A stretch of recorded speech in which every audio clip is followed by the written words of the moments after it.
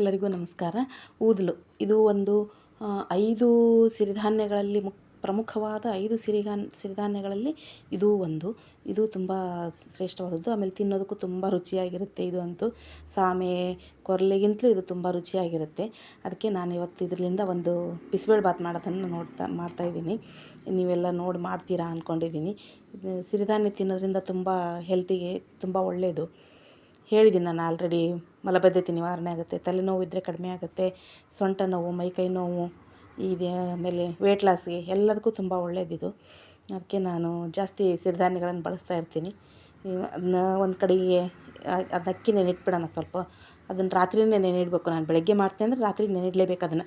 ಯಾಕಂದರೆ ಅದರಲ್ಲಿ 7 ಪದರ ಇರುತ್ತಂತೆ. ಆ 7 ಪದರುಗಳು ಬಿಟ್ಕೋಬೇಕಂತೆ. ಅಷ್ಟು ನೆನಿಲಾರ್ದನ್ನ 4 ಅವರಂತೂ ನೆನಿಲೇಬೇಕಂತದು. ಹಾಗೆ ತಿನ್ನಲೇಬಾರ್ದಂತೆ.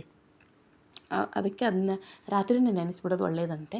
ಆಮೇಲೆ ಅದಕ್ಕೆ ಮಿನಿಮಮ್ ಅಂದರೆ ಕಡಿಮೆ ಅಂದ್ರೂ ಒಂದು 4 ಲೋಟ ನೀರಂತೂ ಹಾಕಿ ಬೇಯಿಸಲೇಬೇಕು ಅದನ್ನು. ಆದಷ್ಟು ಒಂದು 7 ಲೋಟ ಹಾಕ್ಕೊಂಡು ಗಂಜಿ ಥರ ಮಾಡ್ಕೊಂಡು ಕುಡಿದ್ರೆ ಇನ್ನೂ ಒಳ್ಳೆಯದು. ಹೆಲ್ತಿಗೆ ಅದು ತುಂಬ ಒಳ್ಳೆಯದು. ಇವಾಗ ನೋಡಿ, ಒಂದು ಕಡೆ ಬೇಳೆ, ಬೀನ್ಸು, ಕ್ಯಾರೆಟು, ಆಲೂಗಡ್ಡೆ, ಟೊಮೆಟೊ ಎಲ್ಲ ಹಾಕಿ ಒಂದು ಕಡೆ ಬೇಯಕ್ಕಿಟ್ಟಿದ್ದೀನಿ. ಇಲ್ಲೆಲ್ಲ ತರಕಾರಿ ಇದು ಮಸಾಲೆಯನ್ನು ಹುರಿಯೋಕ್ಕಿಟ್ಕೊಂಡಿದ್ದೀನಿ. ಕೊತ್ತಂಬರಿ ಕಾಳು, ಚಕ್ಕೆ, ಏಲಕ್ಕಿ, ಲವಂಗ, ಮೆಣಸು, ಚಕ್ರ ಮೊಗ್ಗು, ಮರಾಠ ಮೊಗ್ಗು, ಹಸಿ ಶುಂಠಿ, ಬೆಳ್ಳುಳ್ಳಿ, ಒಣಮೆಣಸಿನ್ಕಾಯಿ, ಒಣ ಕೊಬ್ಬರಿ, ಪಲಾವ್ ಎಲೆ, ಕಸಕಸಿ, ಉದ್ದಿನಬೇಳೆ, ಕಡಲೆಬೇಳೆ, ಆಮೇಲೆ ಒಗ್ಗರಣೆಗೆ ಸ್ವಲ್ಪ ಶೇಂಗಾ, ಜೀರಿಗೆ, ಸಾಸಿವೆ, ಆಮೇಲೆ ಅರಿಶಿನ ಪುಡಿ, ಆಮೇಲೆ ಒಂದು ಕ್ಯಾಪ್ಸಿಕಮ್ಮು, ಆಮೇಲೆ ಕರಿಬೇವು, ಕೊತ್ತಂಬರಿ ಇಷ್ಟೆಲ್ಲ ಬೇಕು ಇದನ್ನು ಮಾಡೋದಕ್ಕೆ.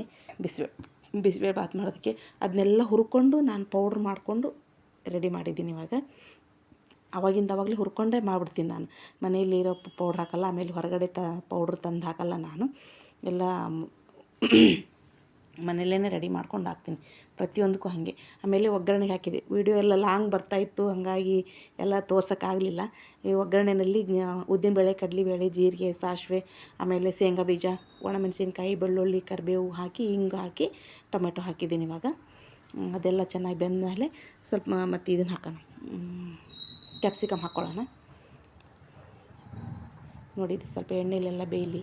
ಎಣ್ಣೆ ಏನು ಜಾಸ್ತಿ ಇಲ್ಲದು, ಸ್ವಲ್ಪ ಯಾಕೋ ನೊರೆ ಬರ್ತಾಯಿತ್ತು, ಅದಕ್ಕೆ ಹಂಗೆ ಕಾಣ್ತಾ ಇತ್ತು. ಸ್ವಲ್ಪ ನೀರು ಬಿದ್ದಿತ್ತು ಅನಿಸುತ್ತೆ, ಅದಕ್ಕೆ ಆ ಥರ ನೊರೆ ಬರ್ತಾಯಿತ್ತು ಅನಿಸುತ್ತೆ. ಇವಾಗ ನೋಡಿ ಕ್ಯಾಪ್ಸಿಕಮನ್ನು ಹಾಕ್ಕೊಂಡಿದ್ದೀನಿ.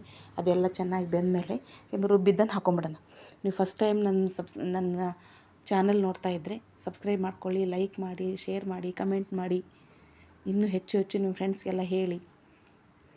ಅದನ್ನು ರುಬ್ಬಿದ್ದನ್ನು ಹಾಕ್ಕೊಂಬಿಡೋಣ ಇದಕ್ಕೆ. ಆಮೇಲೆ ಮಿಕ್ಸಿಗಿಂದೆಲ್ಲ ಬಳದು ಹಾಕಿ ಎಲ್ಲ ತಿರುಗಿಸ್ತಾ ಇದ್ದೀನಿ ಇವಾಗ. ಅದು ಮಸಾಲೆನೂ ಸ್ವಲ್ಪ ಎಣ್ಣೆಯಲ್ಲಿ ಹುರಿದಂಗೆ ಆಗಬೇಕು, ಅಂದರೆ ಚೆನ್ನಾಗಿರುತ್ತೆ. ಒಣ ಕೊಬ್ಬರಿನೇ ಹಾಕ್ಬೇಕು, ತುಂಬ ರುಚಿಯಾಗಿ ಬರುತ್ತೆ. ಇಲ್ಲೆಲ್ಲ ಕೇಳ್ತಿದ್ರು, ನೀವು ಹೆಂಗೆ ಮಾಡ್ತೀರಾ? ನಾನು ಯಾವಾಗ ಅಕ್ಕಪಕ್ಕ ಮನೆಯವ್ರಿಗೆ ಕೊಟ್ಟಿರ್ತೀನಲ್ವ, ಹೆಂಗೆ ಮಾಡ್ತೀರಾ ನೀವು ಅಂತ ಹಿಂಗೆಲ್ಲ ಕೇಳೋದಕ್ಕೆ ನಾನು ಚಾನಲ್ ಮತ್ತೆ ಓಪನ್ ಮಾಡಿದ್ದೀನಿ ಇವಾಗ.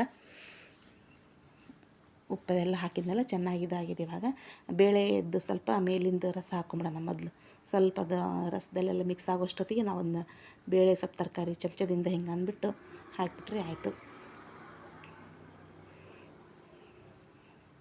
ತರಕಾರಿ ಬೇಳೆ ಹಾಕ್ಕೊಂಡಿದ್ದೀನಿ ಇವಾಗ.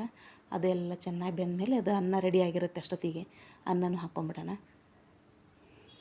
ಬರೀ ನಾವು ಅಕ್ಕಿಯಿಂದನೇ ತಿನ್ನೋ ಬದಲಾಗಿ ಅವಾಗವಾಗ ಈ ಥರ ಸಿರಿಧಾನ್ಯಗಳನ್ನು ಬಳಸಿದರೆ ಒಳ್ಳೆಯದು ಆರೋಗ್ಯಕ್ಕೆ. BP, ಶುಗರು, ಯಾವುದೇ ಕಾಯಿಲೆ ಭಯ ಇರಲ್ಲ. ಈ ಶುಗರ್ ಬಂದುಬಿಟ್ರಂತೂ 108 ಕಾಯಿಲೆ ಬರ್ತವೆ ಅಂತ ಹೆದರಿಸ್ತಾರೆ. ಅದಕ್ಕೆ ಶುಗರ್ ಬರ್ದಂಗೆ ಇಟ್ಕೊಳ್ಳೋಕ್ಕೆ ಇದೊಂದು ಸಿರಿಧಾನ್ಯದೊಂದು ದಾರಿ. ಮಧ್ಯೆ ಇದನ್ನು ತಿಂತಾ ಇರಬೇಕು. ಜೋಳದ ರೊಟ್ಟಿ, ಸಜ್ಜೆ ರೊಟ್ಟಿ ಅಂತೂ ತಿಂತಾನೇ ಇರ್ತೀವಿ. ಅವು ಸಿರಿಧಾನ್ಯಗಳೇ. ಅದ್ರ ಮಧ್ಯದಲ್ಲಿ ಇವನು ತಿಂದರೆ ತುಂಬ ಒಳ್ಳೆಯದು. ರೆಡಿಯಾಗಿದೆ ಇವಾಗ. ನೋಡಿ, ಮೇಲೆ ಕೊತ್ತಂಬರಿ ಹಾಕಿ ಮುಚ್ಚಿಟ್ಬಿಟ್ರೆ ಘಮ್ ಅನ್ನತ್ತೆ.